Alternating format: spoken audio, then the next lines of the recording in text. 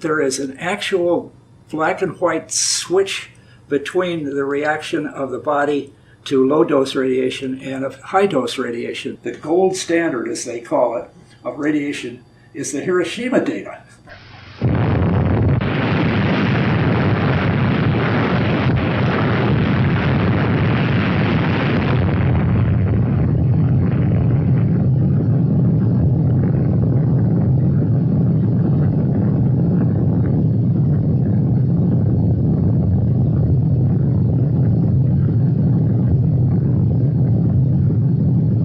This is not only something that we know from epidemiological results, that is looking at what happens to people in masses, but we also have quite a bit of literature on every little step of the process. We've identified which proteins are stimulated, created, and so forth in great detail. You could go all the way back to the proto-scientist Paracelsus, 1514. He made the statement that nothing is poison, but the dose makes it so. And people have been doing this since, well, as far as the historic record, we have some details back to Julius Caesar's day, but it's a primitive thing, you know, that goes all the way back into prehistory. The paper I'm thinking of was 1911, so that's 11 plus 5, 16 years after the discovery of the radiation. They knew at that time that the X-rays were not strong enough to be killing germs. And it must be because it's stimulating the immune system. That's back in 1911. So, and nobody's arguing. We're talking all the time here about penetrating radiation, X-rays, gamma rays, and light. And you hear about some kinds of radiation that are stopped by a piece of paper or something like that.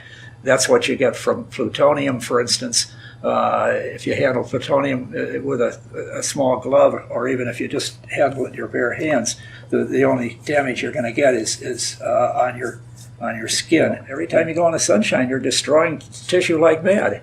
And the whole world is radioactive. Yeah. The whole Earth is radioactive, and everything in the Earth is radioactive. That's right. There's no place in the universe you can go to get away from it. You know, when Helen Caldicott is talking about a radiation zone, it's not in this universe. They're basically different parallel tracks of this radioactive phenomenon. So there's the nuclear bomb, and then there's the nuclear energy, and then there's the radon. And radon is only one of the natural background radiations that you can get. Right. Because there also did some excellent studies about just the natural background from the rocks and so forth.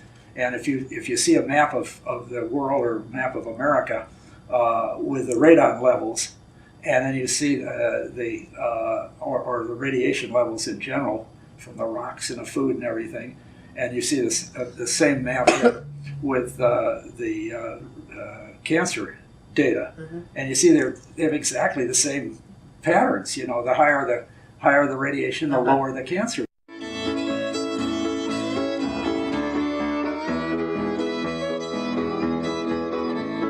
Radiation is not a substance that you can hold in your hand. Radiation is an energy form. It's in the same family, really, as light. And so when I shine a bright light on you, it doesn't leave any deposit in your body. There's no substance in there to be dealt with. But so what happens is if you irradiate somebody, that radiation can damage the body if it's too high, and if it's left on too long, and if it's too sharply focused, and so forth. But it's not that radiation is left in the body in some form. It's just so when they say you've had your life's limit of radiation in terms of cancer therapy, they don't really mean that your body is going to light up a room when you walk in. No. They mean that we have already created enough damage that through the damage of the X-ray that we can no longer afford to damage any more of your cells. That's what is meant by that statement. I don't think that phenomenon is correct. Effects the body gets from normal radiation background, from cosmic rays, from the radiation in the earth and the food you eat and everything else, gets a tremendous amount of damage every day, much, much more than any radiation treatment that you'll get. And it keeps healing. It keeps healing. And so you have tens of thousands more energy damage in your cells from the normal process of metabolizing your food. You eat, and in the processing, it does a lot of damage, and it's healed.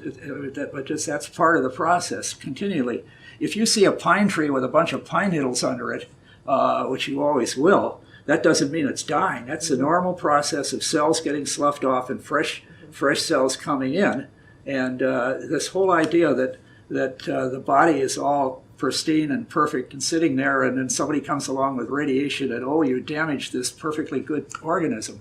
The amount of radiation damage that is done is trivial compared to what you get from your normal processing your food. We know that people who go into the radon caves have a high percentage of beneficial effects. They testify. The whole book is filled up with. And you say, well, gee, that's because they all think they're going to be cured, and that's this fine psychosomatic effect.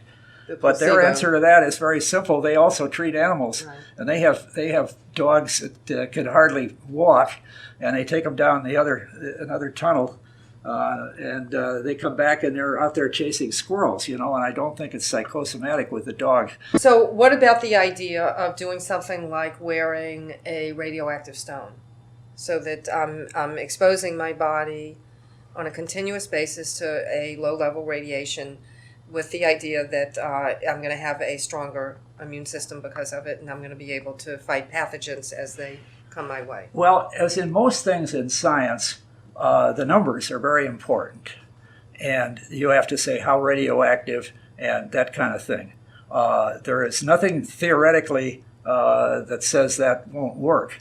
And so I think the question is, in the eating of the pudding, the proof is in the pudding. If it works, it works. You have safeguards. Yeah. And so when 3 Mile Island blew, virtually nothing happened. That's right.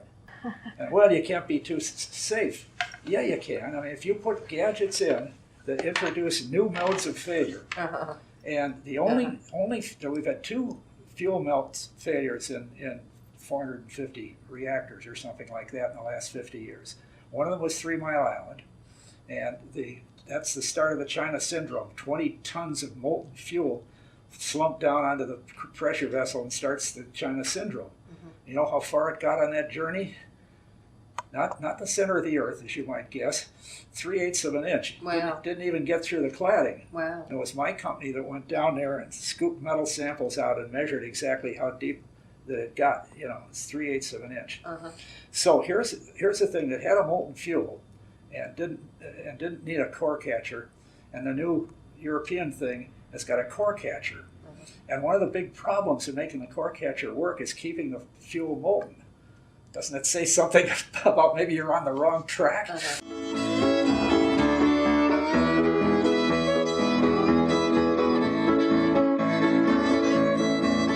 Since I worked for a guy by the name of Rickover who was always one that never bothered in the least worrying about having been pointed out that he changed his mind. That if he gets facts that says what he previously believed was wrong, he changes his mind, and he had a very low sense of inertia. I mean, he could turn so fast the rest of us had trouble keeping up with him. But there's some guy they always quote, I forget who it is, that says, when the facts change, I change my opinion. What do you do, sir?